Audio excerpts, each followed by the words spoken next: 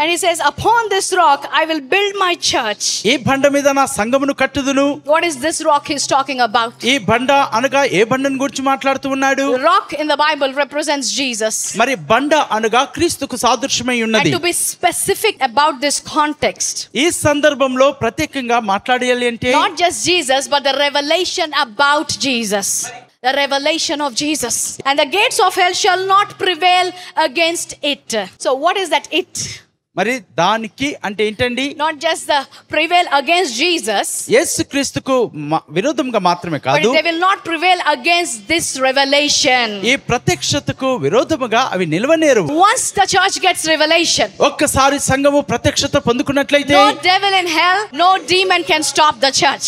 And verse 19, it says, and I will give you the keys of the kingdom of heaven. పరలోక రాజ్యపు యొక్క తాళపు చెవులు నీకు ఇచ్చేదను. So who is getting the keys of the kingdom? కాబట్టి పరలోక రాజ్యపు తాళపు చెవులు ఎవరికి వస్తూ ఉన్నాయి? God, the revelation. మరి ఎవరైతే ప్రత్యక్షత పొందుకుని ఉన్నారు? Hallelujah. So you need to have the revelation of Jesus. యేసుక్రీస్తు యొక్క ప్రత్యక్షతను మీరు కలిగి ఉండాలి. You need school fee to be paid for your children. Say Jesus.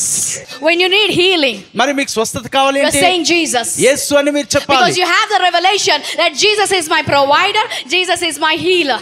ఎందుకనగా యేసే మాకు సమకూర్చువాడు, ఆయన మమ్మల్ని స్వస్థపరచువాడు అని ప్రత్యక్షత మీరు కలిగి So ఉన్నారు. he has given not only the access to the anointed one, అభిషక్తులైన వారి యొక్క ప్రవేశమును మాత్రమే ఇవ్వలేదు Jesus కానీ Christ, యేసుక్రీస్తు, but he has given us the access to the anointing of the anointed one.